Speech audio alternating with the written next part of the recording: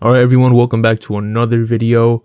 We're kind of doing this weekly thing where we tier rank every single position in the NBA, and this week we have the power forward. We're about a week out from the start of the NBA season, which is next Tuesday.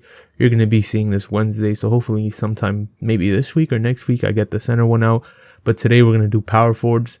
Like I said in all the previous videos, if you didn't watch them, you could listen up now, that these are subjective based on the power forward position. I'm ranking power forwards against power forwards. You will see me refer to sort of the whole position as a whole to kind of justify some reasoning. But in terms of just players, these are the power forwards against the power forwards. And then for the top echelon, you sort of do need minute details to separate them because you do have great players at the top. So do keep that in mind. Also keep in mind, this is my own list, right? If you disagree with something, please just let me know in the comments. But yeah, let's go straight into it. Alright, this is the tier rankings right here. You see we have MVP, All-NBA, All-Star, Quality Starter, Average, and Trash. Same thing as the previous videos. Nothing has changed here. If you haven't watched the previous videos, keep in mind that MVP doesn't necessarily mean that they're MVP winners or they're going to win MVP. That's not really what that means. It's just labels for the top echelon of players. You'll see that it's very loosely thrown around this one because this is really reserved for like top 10-ish players relative to the overall, population of NBA players. All right, let's go right into it. So first player up, we have Bam Adebayo. I think he's all-star caliber. I think he had a pretty decent step down last year. He was trying to shoot threes. He wasn't very good at it, but it's a nice thing to see because I think he got really, really reliant on that little pull-up mid-range, that floater, which was working at some point, but he stopped going to the rim, and that was a lot of the questions with him. He's obviously a tremendous defender, one of the best defenders in the league, very switchable. He's a decent rebounder, good playmaker, but I really hope to see a bit more from him this upcoming season. Revert back to that aggressiveness because I think last season was like his lowest field goal percentage since his rookie year. Next is Evan Mobley. He's all NBA. I'm really, really high on Evan Mobley. I thought he had a fantastic year last year, winning DPOY because he's amazing defensively. He can rebound. He added the three-point shot to his game, which is so massive for the Cavs. And I think he's going to keep growing as this sort of hub. His playmaking is improving. His ball handling looks like it's improving. So if he adds that shot creation and that passing, boy, I think he's a superstar. I think he's a prime breakout candidate this upcoming season. Even though he technically broke out last season, I think his offensive game is really going to take a leap. Next is Miles Bridges. I think he's a quality starter. I'm not too much on Miles Bridges, but his shooting has regressed quite a bit over the past few seasons. He athletic, not very good defensively, so you hope to see something like that. But he's obviously the third option behind Miller and LaMelo in Charlotte. Next is Matas. I'm gonna put him in the average. He just came off a pretty decent rookie campaign. In the Ignite, he looked like he lost his shot, but he's slowly gaining back that confidence where he looks like he could be a pretty good shooter. And I think he's gonna have a nice season for the Bulls. He's going to be their starting power forward. He's going to be one of their building blocks moving forward. So I expect to see big things from him this upcoming season. If not big things, flashes, good shots. His playmaking is pretty decent. He's a good passer. He's tall, lanky. He has that gazelle step, like the Giannis kind of movement, So hopefully we see some more out of Matas. Next is Tamani Camara. I love him, man. Quality starter. He is such a good player. And you can sort of see the distinction right away with Miles Bridges and Tamani Camara. Very different type of players because there are certain teams who would rather have Tamani Camara over Miles Bridges. And I don't think that's crazy to say. Great defender. He's improving as a three-point shooter. And I think he's going to have a nice season this year where he is the starting power forward more than likely moving forward. Next is John Collins. Same thing. He's a quality starter. He plays for the LA Clippers now, so you do see him in a Jazz jersey, but he is a LA Clippers power forward, and I think he's gonna fit really well with James Harden. I think he could have like one of those, the season he had with Atlanta where everyone thought he was gonna be like a superstar. The Atlanta Hawks posted that comparison of him with KD. So I think he's gonna be really nice next to Harden. We could see something big from John Collins. Next is AD. I think MVP or all NBA, man. I'm gonna throw him an MVP for now. I think there's room to move down, but I think AD is amazing when healthy. He's easily a top 12 player in the league, right? I think that's not really something you could really question. It's just the big if with his injury. He's in Dallas now, so he's gonna be option number one. We haven't seen him be number one option since he was in the Pelicans, so that's something that's really, really exciting, and I look forward to seeing him play alongside the plethora of amazing bigs that Dallas has with Gafford, Lively, you also Cooper Flag, so they're going to be really fun to watch. Same thing here with Zion. If he's not injured, he's all NBA, right? But I think we saw a pretty decent regression from Zion last season where he wasn't as good as he was, regardless of health, right? Because even seasons where he wasn't healthy, he still looked really good in the time he did play. But I thought last season he didn't look as good. He didn't look as explosive. I thought his playmaking got a little bit worse, right? But this season, he looks like he's coming different. You see how fat he is here? He's like about half that size now. So I expect to see Zion really, really take another step. And hopefully he has a healthy season because Zion is so fun to watch when he is healthy. Next to Draymond Green. At this point in his career, he's a quality starter. It's just, he still brings a lot to the game, right? Great playmaker, great defender. It's just with his old age, he's just been gotten in so much stuff, right, with his off the court stuff, but that doesn't really like hamper his standing here. I just think that he's what the Warriors need, but I think we're gonna slowly start seeing Draymond regress a little bit. His shot has already regressed where teams are just completely leaving him open, and I think it's just unfair to put him above these guys and into all-star caliber. Next is Kyle Filipowski. We're going to put him in average. I thought he had a really good rookie campaign. He was really underrated for the Jazz.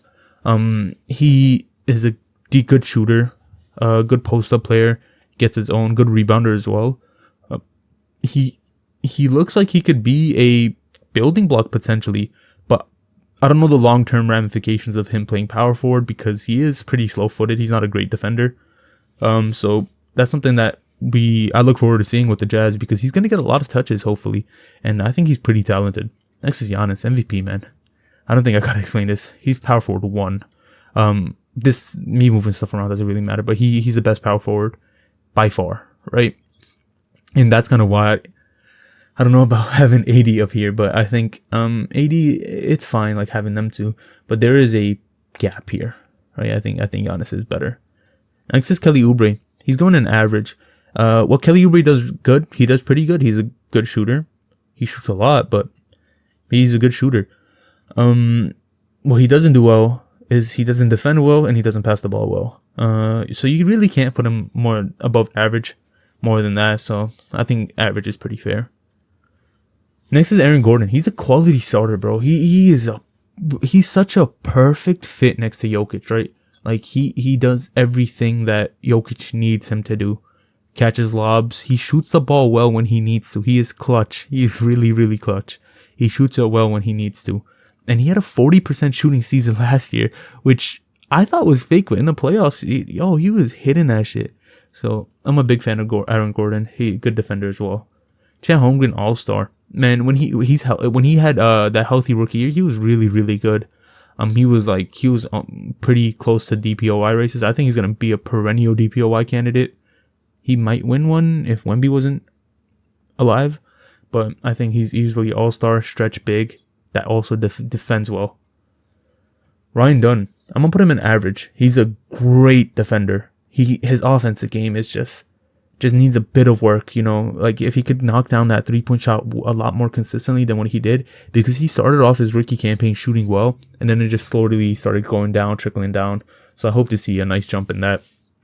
Next is Josh Hart, a quality starter. He does everything well, but if he could just shoot the ball, right, at like a 38% clip consistently, reliably, bro, this dude is going to be amazing because he's such a big part in what the Knicks do, where they're sort of gritty. They sort of strayed away from that identity a little bit more last season with Cat and stuff, but he's a great fit alongside Cat, good rebounder, because he does like everything that the other players might be scared to do.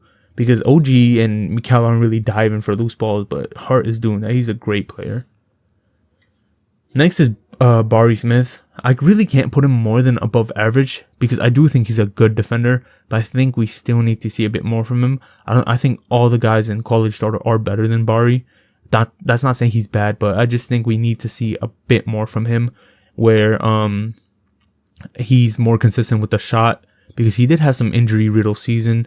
Like, he was pretty injured last year, so hopefully we see some more consistency. And I think he also just relies on his shot a little bit too well.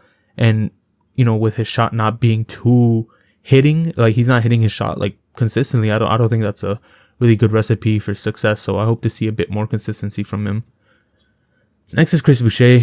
Like, when you're comparing among starters, right, he's trash, to be honest. Like, if we're being completely honest, right, compared to everyone else on the list, right, Chris Boucher is like, he's not, I don't think he's a starter quality player, to be honest, because he has conditioning issues. He fouls a lot.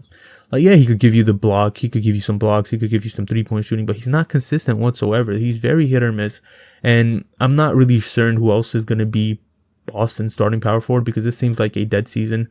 Tatum did say he wants to return, but I'm not really sure about the validity and how eager the Celtics would be to actually, you know, adhere to Tatum's wishes.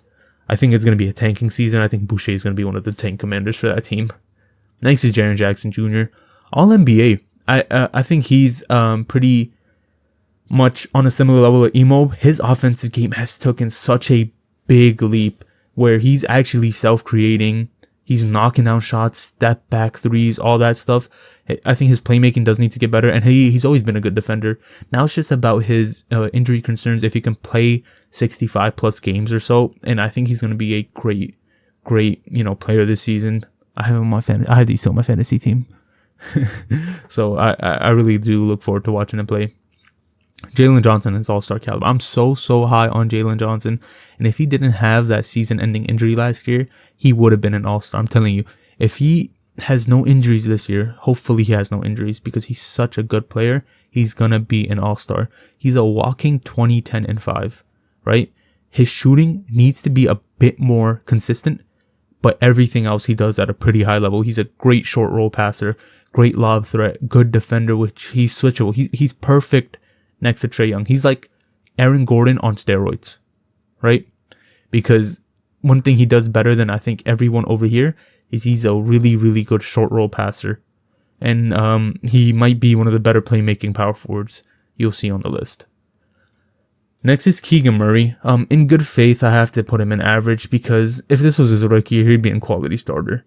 Actually, no, I'm gonna keep him quality starter. I can't disrespect him too much, because he's still a decent shooter and he's still a good defender. He's getting all the primetime matchups. He's matching up against. He's the primary defender on like Steph Curry and stuff. When I was watching some of the games, some of the Sacramento Kings games, I hope his shooting does come back to where his rookie year where he shot 40%, because it's just been going downhill from there. He is like a pretty old junior player, a pretty old third-year player. So hopefully you see something more from Keegan Murray this year, because he did get paid, I think. Or is he waiting to get paid? I'm not exactly sure, but this is his final year on his rookie contract. Next is Keyshawn George. I'm going to put him in average. I'm a fan of Keyshawn George. He had a really surprising rookie year. He's a good defender, good shooter. He does everything like good.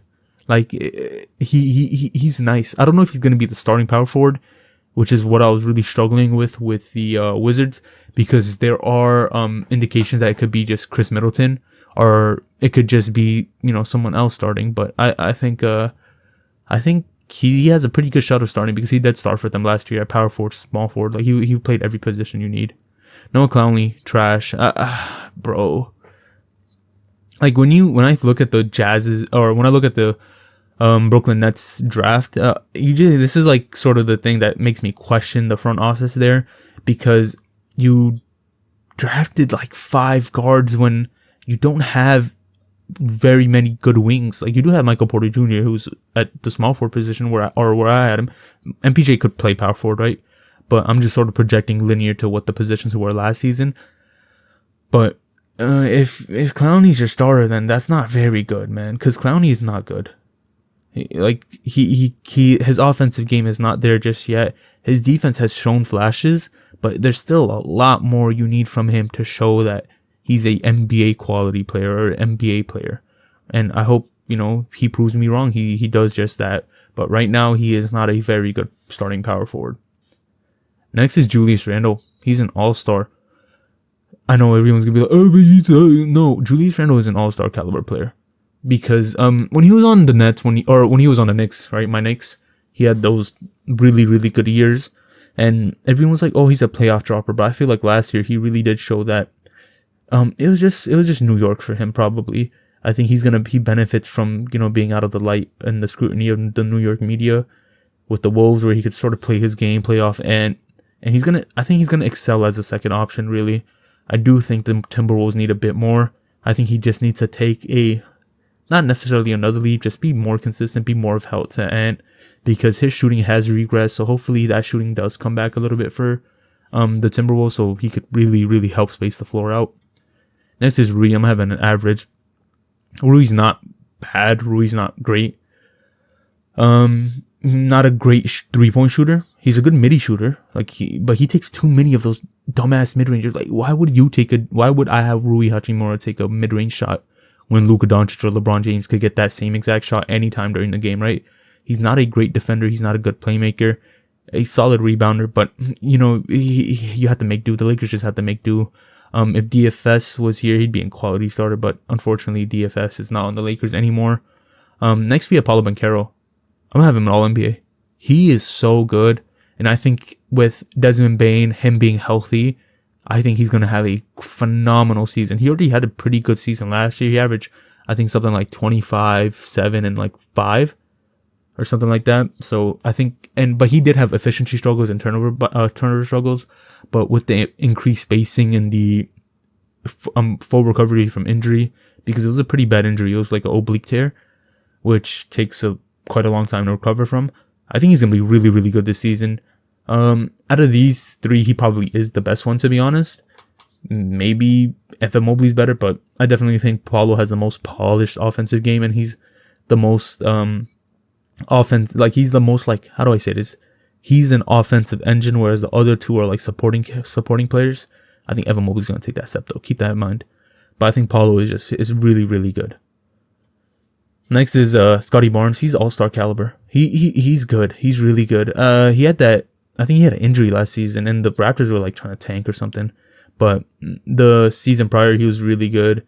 I think if he's fully healthy, he's still going to be really good. And hopefully he takes another leap, because I think the Raptors really do need that to show that he's like a superstar. Because right now, to me, he looks like a second option on a championship team or a really quality team. So hopefully we see something more from him in terms of shot creation. I think his defense is already pretty solid. But yeah, there's just some aspects he needs to improve on. But he's a really, really good passer, really good defender. And I think he just needs to polish his offensive game a little bit more. Next is Pascal. He is an all-star caliber player. He's Pascal Siakam. He's been a similar level of player for the past 5 years. He's consistent. He does everything well on the floor. There's not a single weakness he has, I think. There's not a single weakness he has. Good passer, good defender, good shooter, good ball handler. He could do everything, really. And he's a bona fide all-star. Next is Jeremy Sohan. Average. He's pretty close to going in trash. But that point guard experiment during Wemby's rookie year didn't work. Last year he had the injury, so we couldn't see much of him. But if his shooting doesn't improve, man, like I said, like the same thing with Devin Vassell, if he doesn't become a good, better shooter, he might have to go. Like he might not be in the Spurs' long-term plans if he can't become a better shooter, a 36% plus shooter. So hopefully we see some improvements with that. Next is Tobias Harris. Same thing, average. He's a good player. He's probably on the upper echelon of average, to be honest. But I can't justify putting him in quality starter, because I think all the players in the quality starter category just have a couple things that they do better than Tobias Harris. Like they defend better, they pass better. So Tobias Harris is a good shooter, good scorer. He's what the Pistons really do need at that position. But I can't really justify putting him higher than average, or what we have him right now. And that's it for all 30 starting power forwards. I do like AD here, to be honest, because I do think there's a gap between AD and then these three. So I do think AD is fine where he is. But yeah, this is the power forward list right here. I think it looks great. you have a lot of good power forwards, to be honest, right? There's pretty cool. You have a lot of like really, really good power forwards too, so that's pretty fun. But yeah, that's it. And the NBA season starts next Tuesday, so that's something really nice to look forward to. I'll try and get the center video out maybe this week or sometime next week, but that's been it, guys. I really appreciate you guys watching. If you have any comments or if you have anything you disagree with or agree with, please do leave them in the comment section. I love reading all the comments. I love responding to them, so do let me know. Take care.